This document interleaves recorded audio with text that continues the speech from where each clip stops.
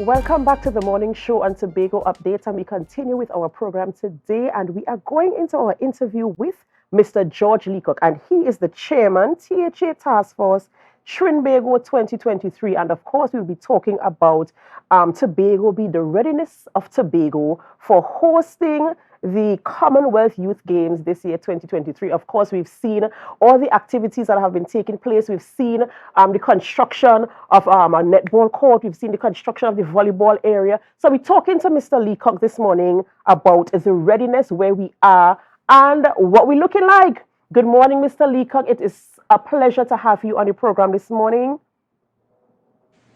Good morning, good morning. Well, the physical readiness things, and good morning to all your listeners, viewers, and everybody else. The physical readiness thing is probably, in fact, the easy part, and the part that's easy for you to see. Drive by Black Rock if you get a chance to see in Shore Park. What we have to remember is that 32, 33 countries, and if I am not spot on the numbers, is because that there were some countries that had a little bit of challenge with transport and in fact may not make it for the games. But 30 plus countries will be in Tobago for the games. In order to make that happen, starting from the airport to their hotels, to the practice sessions, to the opening ceremony, to the games, to the medal ceremonies, to the closing ceremony of the games, because half the games take place in Tobago, and that includes the closing ceremony taking place in Tobago.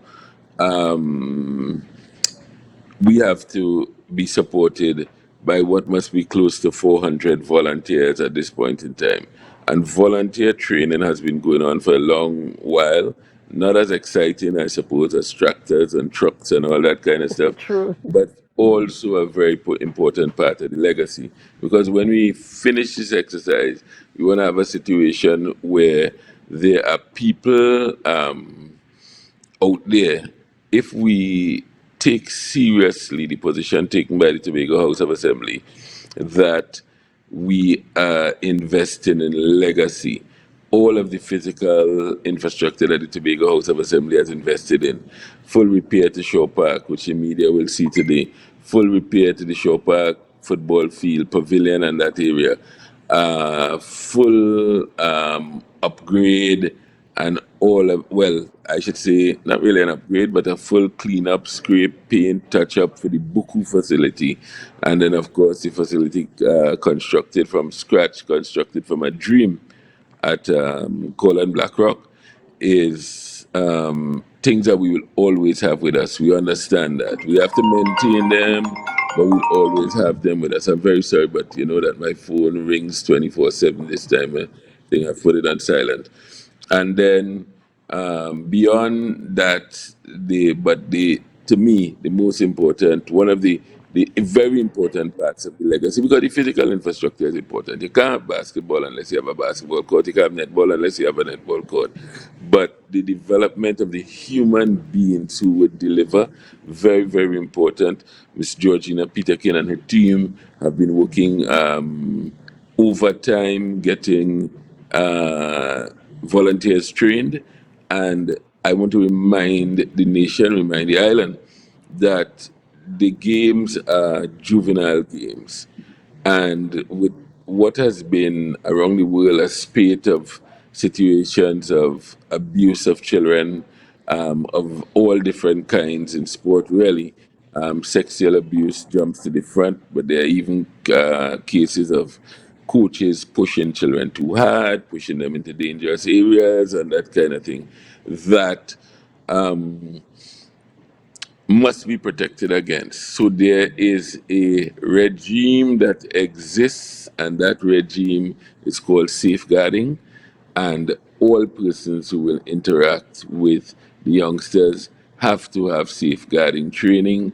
That includes even the media, because essentially a bubble is created around the persons, and to prevent interaction, the possibility of interaction with persons who might mean them harm. Uh, and that's sort of the back end. The front end is the facilities. For a long time to come, we will celebrate the the miracle at BlackRock over the time and all of that. Don't want to suggest that everything worked absolutely as smoothly as we've liked, or everybody cooperated to the level that we thought that they should cooperate given their positions. But it is done. Yesterday, it was normalized by the international technical directors. They went out physically themselves, put down the anchors for the straps, make sure that the nets were up and supported, and all that kind of stuff. That ensures that we're ready for volleyball. Similarly, if you look at Shaw Park, most people would be surprised at the transformation of Shaw Park, the grass and all of that, the extension of the basketball floor to make it an all sport floor at the Shaw Park, done by gifted tradesmen, gifted woodworkers, led by the famous Monk, has essentially got, I could call it international reviews. People did believe in the first instance that it could be done, but it was. And we're ready for that.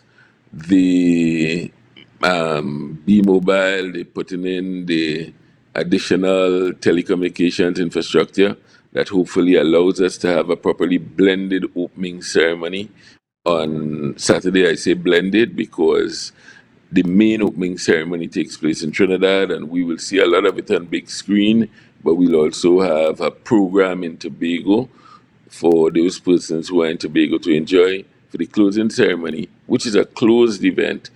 The One of the fast ferries is going to bring all the persons in Trinidad who want to participate in the closing ceremony, and of course to see Tobago for the day over to Tobago to participate in the closing ceremony, and the ferry will basically wait around and take them back to Trinidad. So that's what we're looking at in terms of a schedule of activities taking place. Volleyball runs for all the days of the tournament from the first day to the last. 3 games in the morning, 3 games in the afternoon, starting at about 7 on Sunday, Monday, Tuesday, Monday and Wednesday. You have triathlon. Netball starts on Sunday and runs for about 3 days or 4 days, and rugby runs for 3 days. Final meetings with the technical delegates, sorting out, making sure that nobody, people who are injured or dropped out and all that kind of stuff is going to take place over the next few days, and final very tight schedules will be available. But right now, we're pretty certain of the playing days, and we're pretty certain who's going to play who if the tournament schedule remains the same. You said a whole lot. And of course, this will take a lot of coordination, a lot of teamwork to ensure the smooth operation of this event being hosted in Trinidad and Tobago, primarily at the Tobago end, because this is what we're responsible for. On our side, how has the coordination been thus far? Where are we? Is there anything else, any loose ends that we need to still tie up? What percentage are we in terms of our coordination and the rollout for the actual games? I think the number one task that I have as coordinator is really to select the right persons. And what we've done in every case that we could have is selected persons who've had experience with stuff of this nature in the past, and added to those persons young people who have not. The young people who have not are expected to grow into these roles and be able to maybe handle these roles on their own in the future, when those of us who are doing it now decide, to kick back and actually enjoy. And it's been working well. We have essentially created a structure that has independent teams responsible in the various areas, opening and closing ceremonies, medal ceremonies, transportation, and so on. Those groups are led by team leads, and there are really two lines of communication. One line where they communicate directly up to the task force in Tobago, but they're also allowed to communicate with their counterparts in Trinidad. And usually their communication with their counterparts in Trinidad is we are copied on it at the level of the task force, and we would jump in if we see anything that is of concern.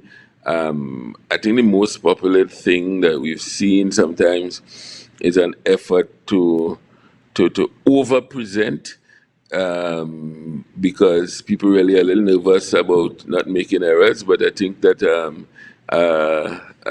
plan A and a plan B would suffice in most circumstances.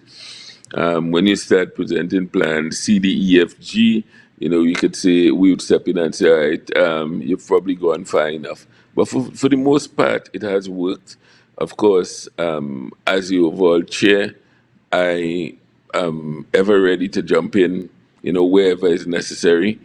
The ramp up has been, in a sense, a little bit of a blessing, because there was a little bit of a communication issue coming out of Trinidad for transport that we should pick up in the airport in Tobago.